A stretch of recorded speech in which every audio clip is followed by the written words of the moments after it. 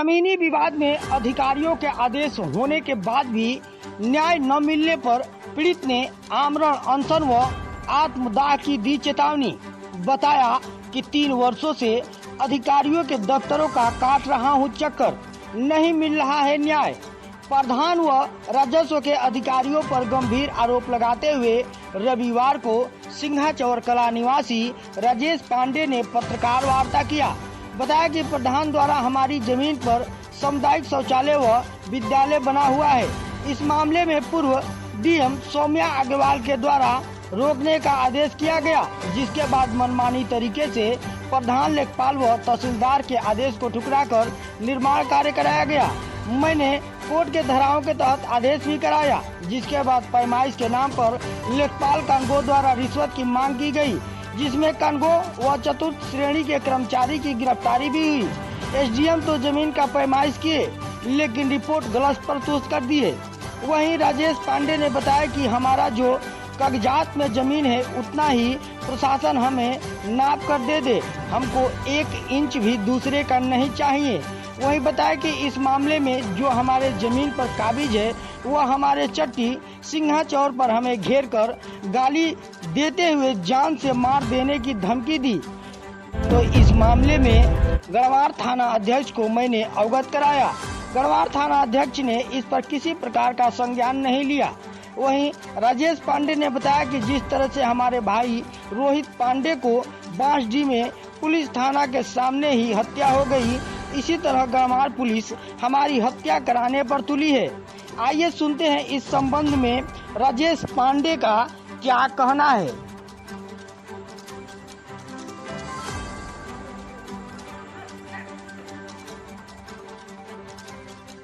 जी, अपना एक परिचय बता दीजिए। हमारा राजेश पांडे नाम है, स्वर्गीय शारदानंद पांडे, सिंघाचौर कला, कोपाचीर, तहसील सदर, जिला बलिया, उत्तर प्रदेश का मूल निवासी हूँ। जी, आज प्रेस कॉन्फ्रेंस कराए हैं, क्या है पूरा मामला यह है कि हमारी जमीन पर प्रधान द्वारा सामुदायिक शौचालय बना है, हमारी जमीन पर विद्यालय बना है, जिस पर पूर्व जिला अधिकारी सौम्या अग्रवाल जी उप जिला मजिस्ट्रेट द्वारा रोकने का आदेश दिया गया, जिस पर मनमानी तरीके से लेखपाल और प्रधान और तहसीलदार महोदय के द्वारा हमारी जमीन में शौचालय बनाया गया, हमारी जमीन में विद्यालय बनाया गया, जिस पर रोकने के आदेश के बावजूद भी हमारी जमीन पर शौचालय बना दिया गया। यह हुआ कि आप धारा 24 में जाइए, कोर्ट की पैमाइशी कराइए। तब मैंने धारा 24 में मूल कोर्ट का आदेश कराया, जिसमें पैमाइशी के नाम पर क्षेत्रीय कानगो द्वारा और लेखपाल द्वारा रिश्वत की मांग की गई। उसमें यह कहा गया कि बिना रिश्वत दिए हम नापी नहीं करेंगे, जिसमें थाना अध्यक्ष महोदय भी इसमें शामिल थे। गढ़वार थाना पड़ता है, जिसकी पैमाइशी नहीं हुई, गिरफ्तारी हुई। उसके बाद 7-8 महीना हो विजेंद्र राजस्व निरीक्षक और चतुर्थ कर्मचारी संतोष सिंह की। उसके बावजूद भी हमारी जमीन की आज तक पैमाइशी नहीं हुई, जिसके कारण उप जिला मजिस्ट्रेट कार्यालय पर मैं आत्मदाह के धरने पर प्रस्तुति हुआ, जिस पर स्वयं ही एसडीएम महोदय मौके पर उपस्थित हुए, नापी का आदेश जारी के टीम गठन किया गया। महोदय, हमारा देश 1947 का आजाद हुआ, आइए पहली बार उप जिला मजिस्ट्रेट द्वारा यहाँ आए। आने के बावजूद भी राजस्व टीम के नेतृत्व में यह नापी हुई हमारी जमीन की 120 की नापी हुई, सिर्फ 114 प्राथमिक विद्यालय, 113, 111, 107 की नापी हुई, जिस पर यह आदेशित किया गया कि खेती कोई नहीं करेगा।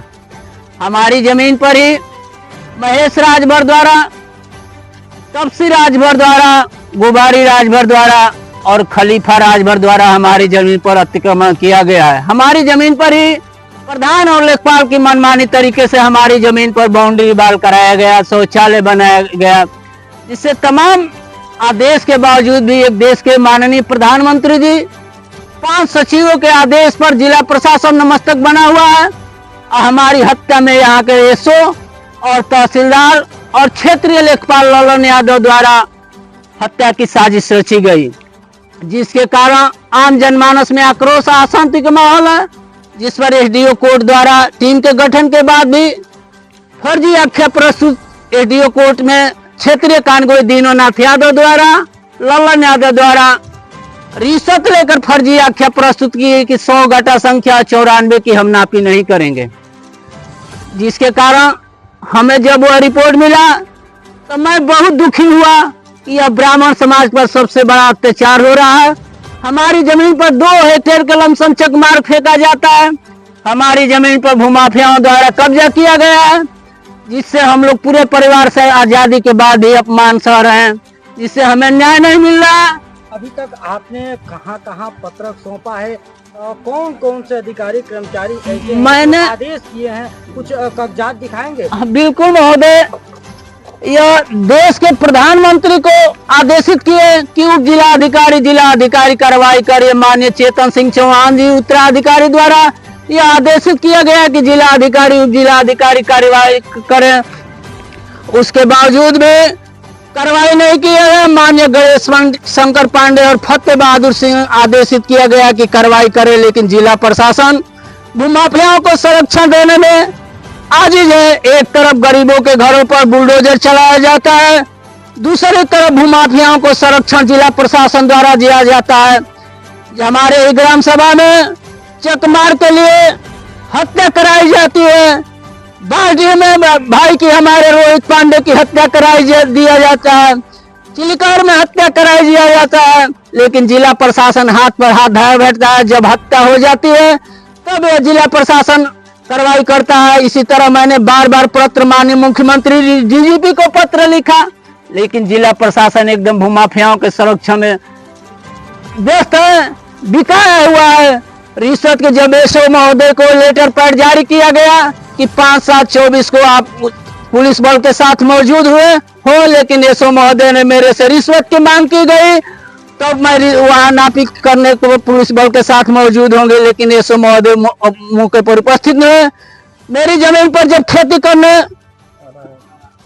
खेती महेश राजभर द्वारा, गोबारी राजभर द्वारा, खलीफा पुत्र सागर राजभर द्वारा खेती किया गया, तो मैंने थाना अध्यक्ष महोदय मेरे थाने पर बुलाए और मेरे को ही कहते हैं कि आप पर मुकदमा कायम करेंगे। मैं यह कहाँ का न्याय है? एक तरफ हमारे बच्चे शिक्षा के क्षेत्र में अभाव होते हैं, विद्यालय की जमीन पर खेती एसओ महोदय कराते हैं, लेखपाल कराता है, प्रधान कराता है, तहसीलदार कराते हैं। दूसरी तरफ हमारी जमीन में शौचालय बनाया जाता है, 2 हेक्टेयर की जमीन में चकमार फेंका जाता है। तमाम हमारे मामले हैं। हमारी जमीन को 100 और 194 को रिपोर्ट प्रस्तुत किया गया एसडीएम कोर्ट में कि हम इसकी सीमांकन नहीं करेंगे। जब कोर्ट का आदेश का सम्मान नहीं होता है, माननीय प्रधानमंत्री के आदेश का सम्मान नहीं किया जाता है, माननीय चेतन सिंह चौहान के आदेश को सम्मान नहीं किया जाता है, तो हम कैसे समझते हैं कि न्याय मिलेगा? जब एक आरटीआई की रिपोर्ट पर माननीय जिला एसडीएम महोदय यह कहते हैं कि तहसीलदार और लेखपाल पर, प्रधान पर मुकदमा पंजीकृत करें सूचना गलत देने के कारण, तो कहते हैं कि एसपी साहब करेंगे, डीएम साहब करेंगे, डीआईजी साहब करेंगे। अरे यदि आप अपने काम में सक्षम नहीं है एसओ महोदय, तो आप 100 इस्तीफा दे दे उत्तर प्रदेश पुलिस महोदय को, डीजीपी महोदय को। यदि तहसीलदार काम करने में सक्षम नहीं है तो 100 इस्तीफा दे दे। तो लेखपाल काम करने में नहीं सक्षम है तो इस्तीफा स्वयं दे। तो जनता को भ्रमित करते हैं, क्यों हमारी हत्या कराने पर तुले हैं? हमें न्याय चाहिए, न्याय चाहिए भारत माता की। अभी आपने आरोप लगाया कि हत्या करने की साजिश कर रहा है, क्या आप पे ही हमला हुआ था? हमारे पर हमला हुआ था, जिस पर मैंने चट्टी पर आ रहा था, मेरे पर ऊपर हमला हुआ था, जिससे मेडिकल एक बार पहले भी हमला हुआ था, जिस पर रसण सीएमओ का मेडिकल रिपोर्ट हुआ, जिस पर पूर्व शुक्ला जी यहाँ एसओ थे, फिर भी मुकदमा नहीं किया, कायम किया गया। मेरे पर पूर्व स्नेही कर राजभर जयप्रकाश यादव द्वारा हमला किया गया, फिर भी एसओ महोदय कहते हैं कि एसपी महोदय मुकदमा पंजीकृत करेंगे, लेकिन मुकदमा हम पंजीकृत नहीं करेंगे। हमारी जमीन को तत्काल पैमाइशी करते हुए भूमाफियाओं के चुंगल से मुक्त किया जाए, मेरी यही निवेदन है, यही प्रार्थना है हमारी। आगे की हमारी कार्रवाई है कि हमारी जमीन को भूमाफियाओं से मुक्त नहीं किया जाए तो मैं विवश होकर के जिला अधिकारी कार्यालय को धरना देंगे। आज यदि हमें न्याय नहीं मिलेगा अमरा अनशन करेंगे। आज यदि हमें न्याय नहीं मिलेगा तो हम आत्मदाह करेंगे। इसके लिए जिला प्रशासन, उत्तर प्रदेश सरकार जिम्मेदार होगी। हमारी जमीन पर पूर्व प्रधान रमेश्वर यादव, पूर्व लेखपाल कैलाश यादव द्वारा 14 बीघे जमीन को हाईकोर्ट को डिग्री को दरकिनार करते हुए जमीन को बांटी गई, जिसमें हमारी चक की भूमभर की जमीन को यह लेखपाल और रामेश्वर यादव द्वारा बांटा गया, जिससे कारण हमें बहुत दुखी है। आप कितने दिनों से अधिकारियों के ऑफिसों का चक्कर काट? मैं 3 साल से यह मामला उठाया हूँ और 3 साल के बाद आज तक हमें न्याय नहीं मिला है। हमें ब्राह्मण समाज की सबसे बड़ा उत्तर प्रदेश में हम लोग अपमान सह रहे हैं। हमें न्याय चाहिए, न्याय चाहिए, न्याय चाहिए, हमें यही चाहिए। जी सर, अपने परिचय बता दीजिए। मेरा नाम सर राजीव कुमार पांडे, पुत्र स्वर्गीय श्री बच्चन पांडे, ग्राम बाड़ीगढ़, पोस्ट सिंह, चौरकला, जिला बलिया का उत्तर प्रदेश का मूल निवासी हूँ। सर आज प्रेस कॉन्फ्रेंस इसलिए हुई है क्योंकि ये हमारे एसडीएम साहब द्वारा ये हमारे 6 नंबर हैं, ये 94 नंबर, 100 नंबर, 120, 103, 96 और 112 नंबर की नापी का आदेश हुआ था, जिसमें मात्र केवल 120 नंबर की नापी हुई है, जिसमें कि 4.5 मंडा खेत जो है कि हम लोगों का निकला हुआ है, जिस पर कि महेश राजभर और गोबारी राजभर खेती कर रहे हैं, और बाकी जो जमीन है वो विद्यालय की जमीन है, जिस पर वो लोग अवैध कब्जा किए हुए हैं। और 100 नंबर का जो हम लोग का चक है वो करीब 38-39 बीघे का पड़ता है। तो ये 38-39 बीघे का बड़ा चक है, तो कानगोई इस पर एसडीएम कोर्ट में उन्होंने दर्ज किया है कि मौके पर ये जमीन कम है और बही खाते में जमीन ज्यादा है, तो हम इसकी पुष्टि नहीं करेंगे, हम इसकी नापी नहीं करेंगे। हाँ, तो हमारे कहने का मतलब है सर कि जितनी हमारी जमीन कागज के अनुसार है हमें उतनी जमीन हमें दे दी जाए, बाकी अधिक कोई बंजर परती इससे हमें कोई मतलब नहीं है, क्योंकि हम लोग तत्काल में अभी 37 से 38 बीघा खेत हम लोग जोत रहे हैं, जबकि हम लोगों का जो मूल खेत है वो 52 बीघा करीब पड़ता है, जिसमें कि हम लोग 14 से 15 बीघा खेत कम है। तो एसडीएम साहब, हमारे मुख्यमंत्री जी डीएम साहब से यही अनुरोध है कि हमारे खेत की पैमाइश कर दी जाए, उसका सीमांकन कर दिया जाए, और जितना भी परती बंजर है उससे हमें कोई मतलब नहीं है, हमें केवल अपने चक की जमीन दी जाए। हाँ, क्या आप लोग कितने दिनों से सरकारी दफ्तरों का चक्कर? सर देखिए, पहले तो हम लोग जो पूर्वज थे, हमारे पिताजी थे, इन्होंने कभी इस मैटर पर ध्यान ही नहीं दिया उन्होंने। हाँ, ना किसी के पास समय था। अभी हमारे बड़े भाई साहब हैं कि 3 सालों से जो है कि इसका चक्कर काट रहे हैं, और रोज जो है कि समय दिया जाता है कि आज नापी होगी, कल नापी होगी, नहीं होती है। फिर सिपाही के लिए, नापी के दौरान सिपाही के लिए भाई साहब राजेश जी हमारे थाने पर जाते हैं, तो उस दिन सिपाही नहीं रहते हैं, तो किसी दिन कोई त्यौहार रहता है, ये कर करके नापी टाली गई है। इसमें टोटल जो है कि कानगोई, लेखपाल, तहसीलदार, इन सब की मिली भगत है। जिस तरह बताया गया कि अटैक हुआ है, या कैसे लोग हैं, कौन लोग हैं कि अटैक कर रहे हैं? एक दिन राजेश जी के घर पे 2 लोग नकाबपोश मुंह बांध करके भी आए थे, जिसकी सूचना इन्होंने थाना अधिकारी, जिला प्रशासन को दिया था, जिस पर एसओ साहब ने इनको बुलाया था, लेकिन कोई उचित कार्रवाई नहीं हुई। हाँ, और भी इससे पहले कोई हमला? अब ये करीब हफ्ते 10 दिन पहले भी इनको चट्टी पर जो है कि मारने के लिए घेरा गया था, तो इन्होंने थानाध्यक्ष से इसकी कंप्लेन किया है, लेकिन उसका कोई कार्रवाई नहीं हुआ है, ना उसको पकड़ा गया, ना मुकदमा चलाया गया, ना कुछ हुआ। इस तरह से अटैक करवाया जा रहा है। हाँ, तो चूंकि अब देखिए, हम लोग ब्राह्मण समाज में गिने चुने 8-10 घर हैं बस, और कोई, अब चूंकि मैं एक टीचर हूँ, भाई साहब जो है कि अपना चले जाते हैं ड्यूटी पर, बाकी जितने लोग हैं सब ड्यूटी वाले हैं, सुबह निकलते हैं तो शाम को घर आते हैं। अब भाई साहब आए हुए हैं तो हमेशा तो आदमी इनके साथ रहेगा नहीं। अब कोई भी आ रहे हैं, चट्टी पर से आ रहे हैं, बलिया से आ रहे हैं, तो कोई बीच में पकड़ के मारने लग रहा है, तो इससे दिक्कत है। तो थानाध्यक्ष महोदय को मारा पीटा जा रहा है और कार्रवाई नहीं हो रही, तो क्या प्रशासन को? हम तो सर देखिए, थानाध्यक्ष महोदय से, एसपी साहब, डीएम साहब, मुख्यमंत्री योगी आदित्यनाथ जी से हम यही दरख्वास्त करेंगे कि जल्दी से जल्दी इस मैटर को निस्तारण कर दिया जाए, ताकि ये भी अपने बाल बच्चों के साथ कहीं कमाने खाने जाएं, क्योंकि 3 साल से ये बैठे हुए हैं। अब ये बताइए कि इनके घर का खर्चा कैसे चलता है।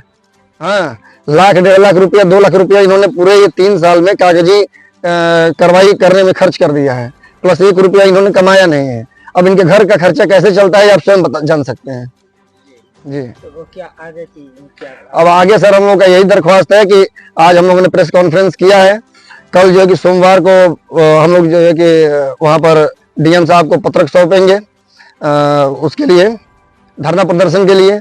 अगर वो आते हैं, हम तो यही अपेक्षा करेंगे कि वो आए और यहाँ आदेश जारी करके एक टीम का गठन करके और हम लोग का चक नाप दें, और सर मंगलवार को हम लोग धरने पर बैठेंगे, और धरने पर तब तक बैठे रहेंगे जब तक कि हम लोग का निस्तारण नहीं हो जाता है। आमरण अनशन रहेगा सर, भले जान चली जाए, लेकिन अब आमरण अनशन रहेगा।